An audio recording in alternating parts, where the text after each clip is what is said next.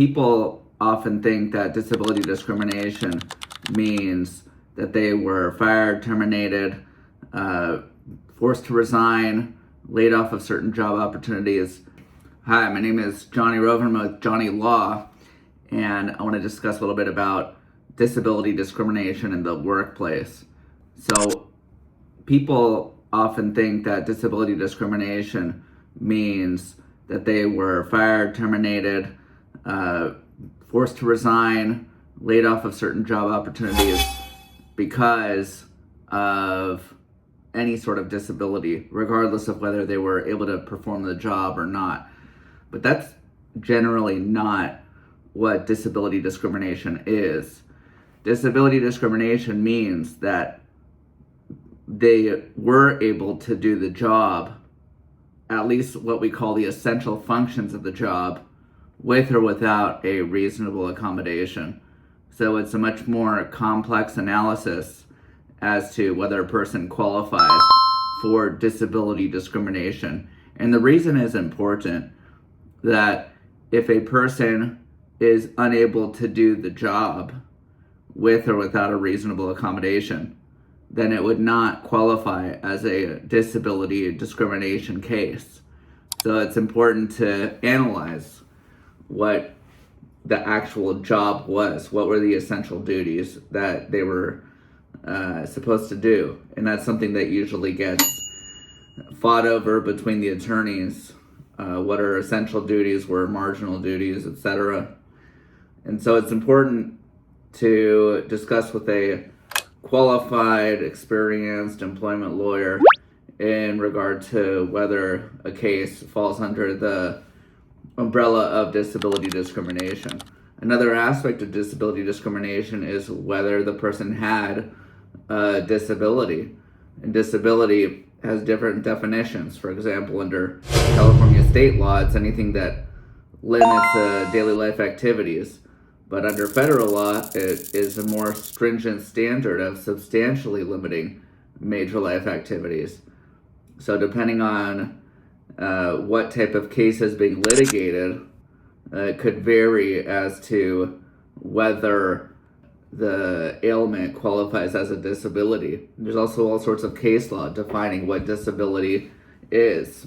A bad cold might not qualify as a disability under the Fair Employment and Housing Act, but it really requires in-depth analysis as to what was actually going on with the person. And besides for that, the employee will need to show that because of the disability, or the disability was at least a motivating factor of the termination or whatever adverse employment action that they suffered from. And the reason for that is very important because there's usually not going to be what we call direct evidence, like the employer saying, well, because you're disabled, I'm going to be firing you. No one really says that. It's a very rare case that something that egregious comes along the line. But what they do happen to put into play is after a disability is disclosed or someone requests a reasonable accommodation due to a disability, that they start to see performance decreases, that the person is being criticized for every little thing that they weren't beforehand, or that their colleagues are not being criticized for the same exact errors that they're making. And so if you show that there's a circumstance of discrimination, that should suffice. Circumstantial evidence is a huge portion of employment law because employers tend to act discreetly and with pretext, meaning giving a reason for the actual termination.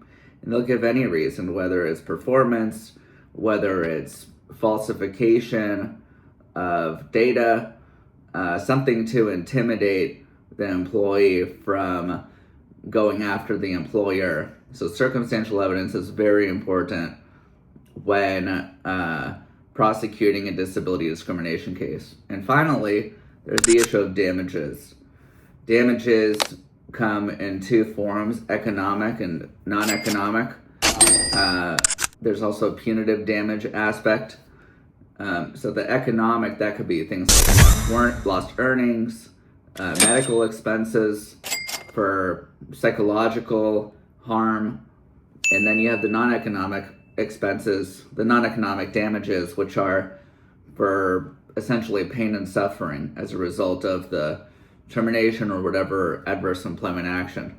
So the non-economic damages, the best way to prove that is by going and seeking evaluations with qualified psychologists, psychiatrists, therapists, and getting the recommended treatment so that there is a paper trail to prove the non-economic damages. Without that, a person's coming into court and saying, well, they made me feel this way.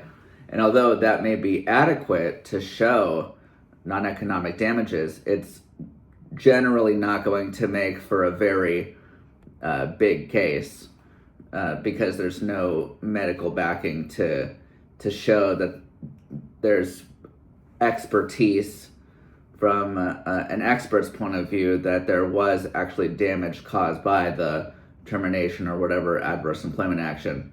So I hope this was helpful. This is just really the tip of the iceberg of disability discrimination. There is so much more to talk about, but that'll be a very long video. Anyway, hope you enjoyed, and see you next time.